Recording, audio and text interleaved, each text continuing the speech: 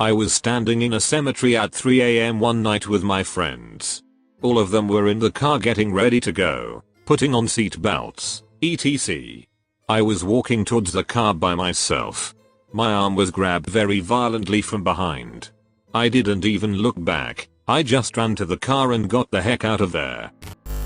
I've been staying home taking care of my 6-month-old son all week. During the day, I'll lay him in his crib for a few minutes to run to the bathroom or to the kitchen for something to eat. Anywho, every time I lay him down he starts yelling. Okay, this is normal. I'll reassure him that I'm not leaving him for long and leave the room to do what I've got to do.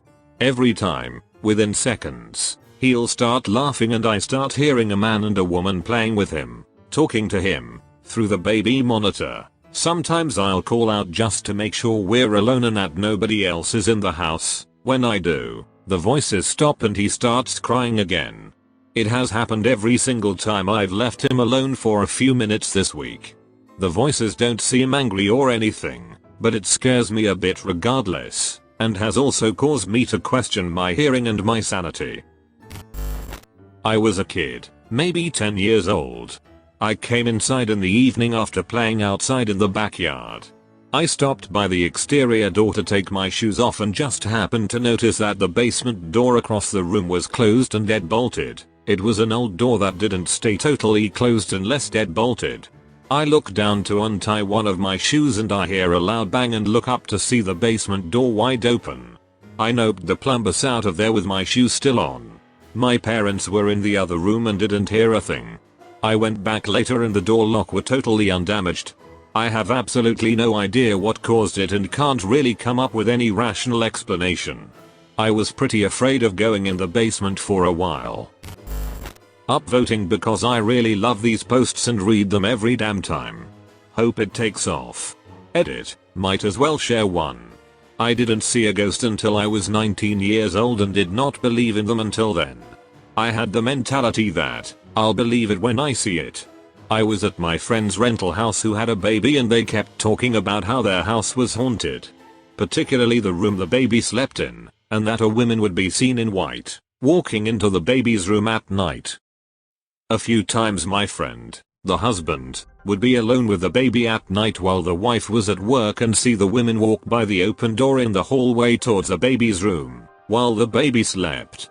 He wouldn't think anything of it at first because he would think it was his wife, then he would remember she's at work and haul his butt to the baby's room only to find the kid crying and no one there.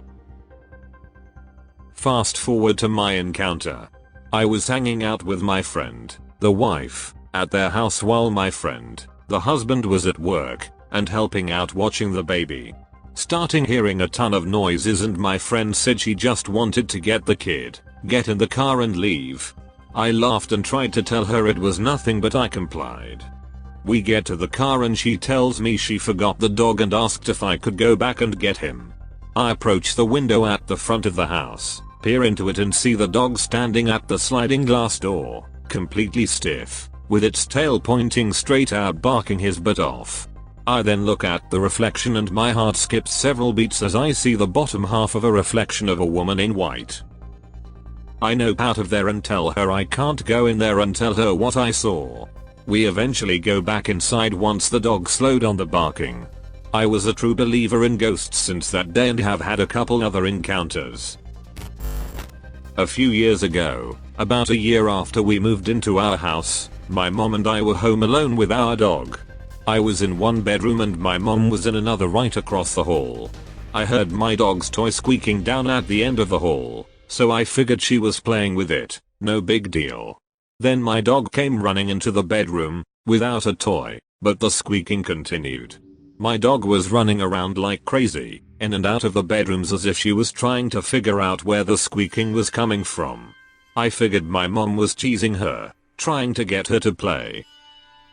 It continued for a few minutes and my dog was getting crazier and crazier, until my mom called across the hall for me to stop squeaking the damn toy, you're making the dog crazy. So I stepped into the hallway and said, I don't have the toy, I thought you were squeaking it. At this point the squeaking had stopped, and we were both freaked out, standing right next to each other with the dog sitting between us. We looked down the hallway and the toy was sitting there, nothing touching it. Suddenly, it started squeaking like crazy, as if someone were jumping up and down on it. The hair on the back of my neck stood straight up and I was frozen in place. My mom almost started crying. The energy was just so weird, I can't even explain it. Turns out, the previous owners had a dog that died in the house, and they told my parents that the ghost of the dog comes around from time to time. Now, I've always been a fear about the existence of ghosts, but I swear that ghost dog was playing with my dog's toy. In basic training, someone had to guard the door to the dormitory area at all times, always 2 at a time, even at night. We'd all heard the rumors from trainees who'd been there longer about the squadrons being haunted by little, shadow people, but we didn't really listen to them, since in our minds we were on our way to becoming cold-hearted players and whatnot, and we assumed they were joking with us. One night, it was my turn as entry controller. Every so often we had to walk around the sleeping area with flashlights, to make sure everything was in order. So I'm walking down the aisle in the middle of the day when suddenly, something catches my eye. Something was moving at the very back by the lockers, something small and human looking. I played my beam around, thinking it was one of my flight mates playing a prank on me. What I saw? I really don't know, but it made my hair stand on end. They looked like the shadows of kids or something, but they were moving, running around. They had heads and arms and legs, but indistinct hands and feet, and no faces. Still, I could tell that both of them had turned their heads and were looking at me. It was just for a second, but I hauled my butt back to the door and never looked back. I'm late, I'm going to get buried. But I'll share something I experienced from ages around 9 to 12 or so. I used to live in a house that was built on old farmland. I slept in a bedroom that had no door. Except for the door leading up to the attic, which had a little sliding lock on it. Every single night, I'd close the door and lock it. The attic frequently had birds and such get into it, and I didn't feel like having them fly out. Except, every single morning, it'd be unlocked and slightly ajar. During the night, I'd wake up and have sleep paralysis. It was pretty frequent, and I got used to it. During said sleep paralysis, a figure would open up the closet and slip out. All black, sort of shadowy and wearing what I can only describe as a farmer's hat. It'd stare at me for a moment, just stare. Sometimes it'd take a step over before turning and walking out the entrance to my bedroom, which lacked a door, but I had set up some beads. They'd knock together. I can still hear it to this day.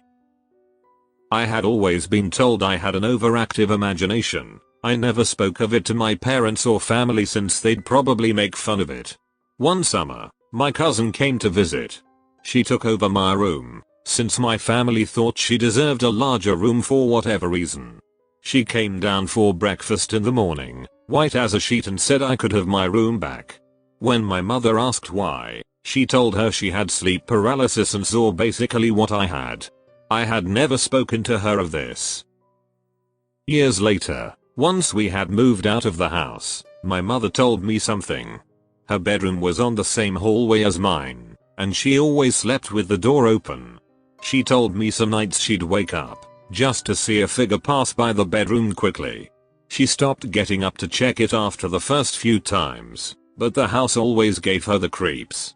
I don't really know if it was a shared delusion or what, but it still scares me a bit to this day.